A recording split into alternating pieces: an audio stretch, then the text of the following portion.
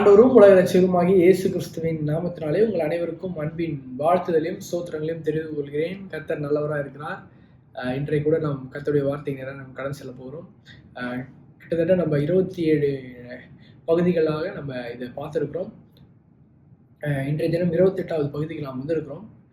இந்த வார்த்தைகள் ஜீவனுள்ள வார்த்தைகள். ஏன் ஈலிங் ஸ்கூல் பாருங்க, எதுக்கு நம்ம இந்த ஈலிங் ஸ்கூல்னு சொல்லி ஒரு தலைப்பின் கீழ் நடத்திட்டு இருக்கோம்னா, பாருங்க எல்லாருக்கும் சுகம் எல்லாரும் தெரிஞ்சுக்கணும்.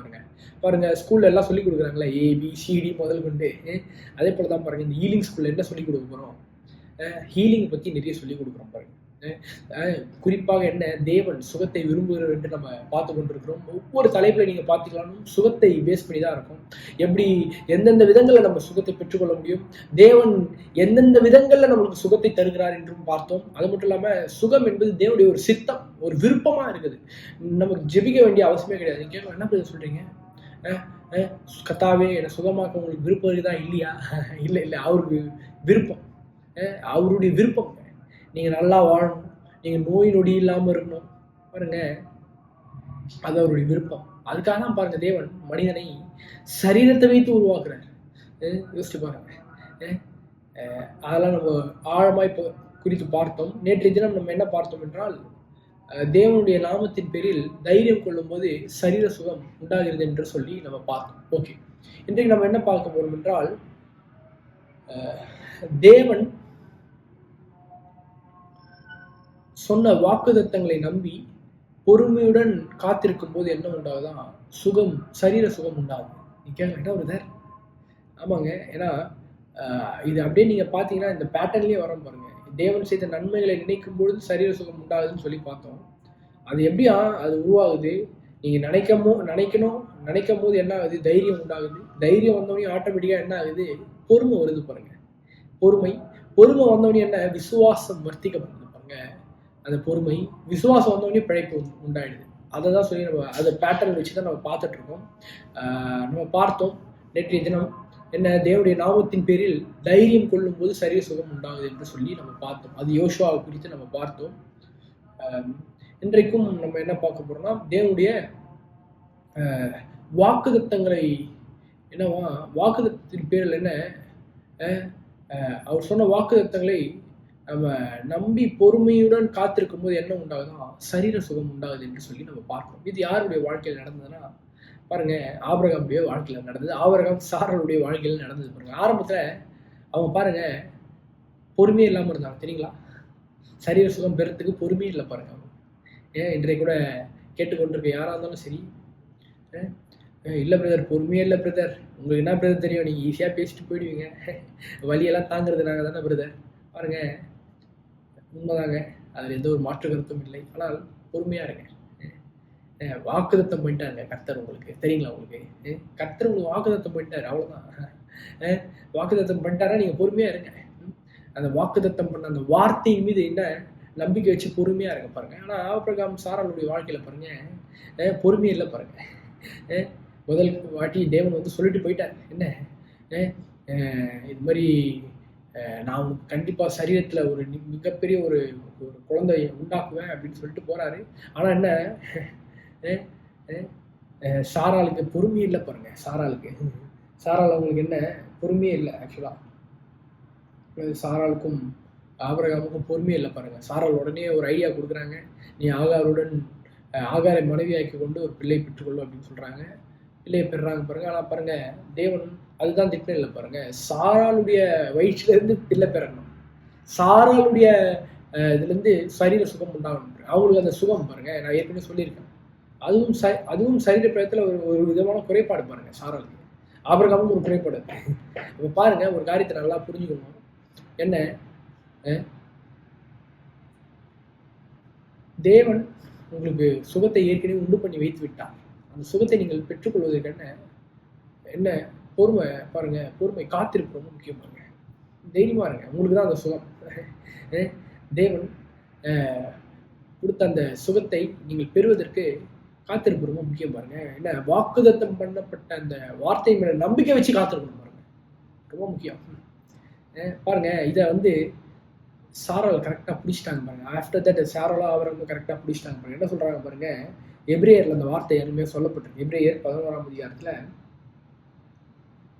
11ஆம் வசனத்துல, விசுவாசத்தினாலே சாராலும் வாக்குதத்தம் பண்ணினவர் உண்மையுள்ளவர் என்று எண்ணி, என்ன ஆமா வாக்குதத்தம் பண்ணினவர் உண்மையுள்ளவர் என்று எண்ணி கர்ப்பம் தரிக்க பலன் அடைந்து வயது சென்றவளா இருந்து பிள்ளை பெற்றார். என்ன அர்த்தம்? என்ன என்ன சொல்றாங்க இங்க? உண்மையுள்ளவர் என்று எண்ணி கர்ப்பம் தரிக்க பலன் அடைந்து வயது சென்றவளா இருந்தும் என்னவா பிள்ளை பெற்றாள் என்று சொல்லப்படுது. என்ன காத்திருக்கிறாங்க.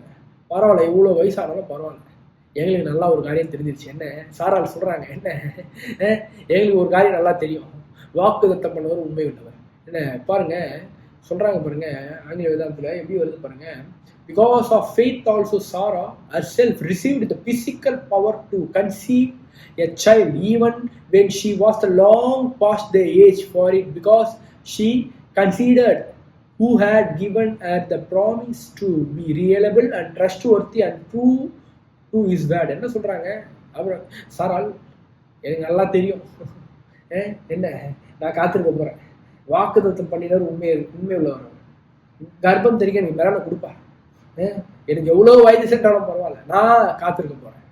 பாருங்க ஆபிரகாம் அதுதான் பண்ணாரு பாருங்க. என்ன தேவன் தாம் 10ஆம் வருஷத்தை நீங்க பாத்தீங்கன்னா அப்படியே சொல்லுங்க பாருங்க. என்னவா தேவன் தாம் உண்டாக்கின என்னவா அந்த அஸ்திபார்கள் நகரத்துக்காக அவன் காத்திருந்தான் என்று சொல்லப்படுகிறது. யோசிச்சு பாருங்க, 2 பேரும் காத்திருக்கிறாங்க. என்ன பொறுமை, காத்திருக்குன்னா என்ன பொறுமையா இருக்காங்க பாருங்க. அதான் அப்போ சரீர சுகம் உங்களுக்கு இன்றைக்கு வேணுமா, தேவைப்படுதா? என்ன தேவன் ஏற்கனவே உங்களுக்கு வாக்குத்தத்தம் பண்ணிட்டார். ஸோ நீங்க என்ன பொறுமையா இருங்க. பொறுமைன்றது என்னன்னா, நீங்க சில பேர் தவறா புரிஞ்சுக்கணும். பொறுமைனா பிரதர் நான் 10 நாள் வெயிட் பண்ணுமா, 15 நாள் வெயிட் பண்ணுவோம், நான் 10 வருஷம் வெயிட் பண்ணுவோம். இல்லை நல்லா புரிஞ்சுக்கணும். பொறுமைன்றது என்னன்னா, நாட்களை அங்க பாருங்க, தேவன் மீது ஒரு இருக்கிற வாக்குத்தத்தம் பண்ணின ஆண்டவர் மீது வைத்திருக்கிற ஒரு அபாரவிதமான ஒரு என்ன அதுங்க வாக்குத்தத்தை பெரும்படிக்கான ஒரு நம்பிக்கை தான் என்ன அந்த பொறுமை. பாருங்க அவர் பார்த்துப்பாரு, நான் வெயிட் பண்ணுவேன், அவ்வளவுதான். அவர் பார்த்துப்பாரு.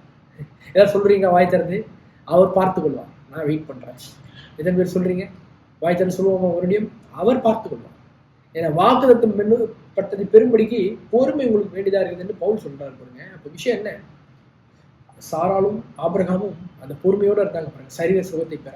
இன்றைக்கு நான் உங்களுக்கு சொல்லுகிறேன் பாருங்க, இயேசு கிறிஸ்து எல்லா அற்புதத்திலும் நீங்க நல்லா பாத்தீங்கன்னா, முக்காவாசி அற்புதங்கள்ல அவர் பேசுவார் பாருங்க. பேசிட்ட பிறகுதான் என்ன ஆகுது, அற்புதத்தையே பண்ணுவார். உதாரணத்துக்கு நேற்றைய தினம் கூட நம்ம பார்த்தோம். என்ன அந்த திமிர்வாதக்காரனை இறக்கி வந்து வைக்கிறாங்க பாருங்க. வச்ச உடனே அற்புதம், உடனே தேவன் சரீர சுகத்துக்கான அந்த மூமெண்ட் கொடுக்கல பாருங்க. ஏன்னா தேவன் எதிர்பார்க்கிறார் என்ன, இவன் வாக்குத்தத்தம் பண்ணப்பட்டது இந்த வார்த்தை மீது அவனுக்கு எந்த வாஞ்சை இருக்குது பாருங்க.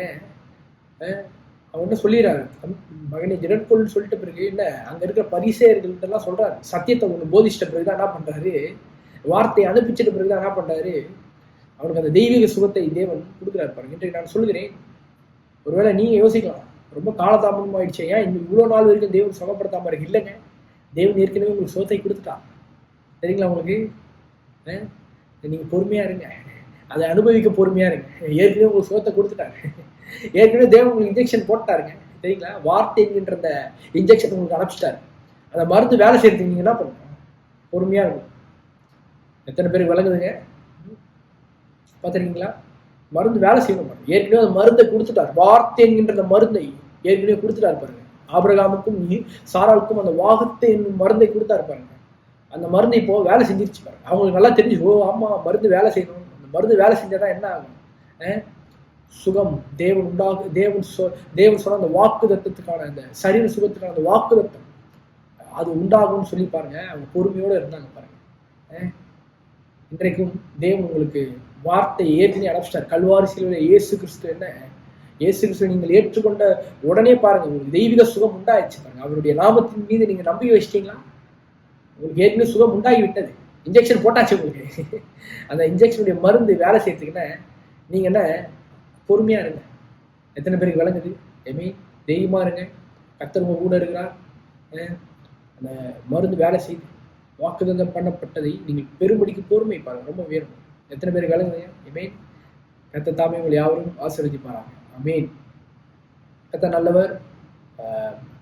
கேட்ட வார்த்தைகளை நீங்கள் நம்புங்க, விசுவாசிங்க, பொறுமையோடு இருங்க. சாராள் இருந்தது போல, ஆபிரகாம் இருந்தது போல பொறுமையோடு இருங்க. ஏன் அவங்களுக்கு ஏற்கனவே சுகம் உண்டாகிடுச்சு, அவங்களுக்கு நல்லா தெரிஞ்சிருச்சு பாருங்க, சரீர சுகம். அதனால் அவங்க பொறுமையோடு இருந்தாங்க. நீங்களும் பொறுமையோடு இருங்க, சரீர சுகம் நிச்சயமாக உங்களுக்கு உண்டாகும். எத்தனை பேர் நம்புறீங்க? உண்டாயிடுச்சு, அதை அனுபவிக்க பொறுமையோடு காத்து கொண்டிருங்க. கர்த்தர் நல்லவர்.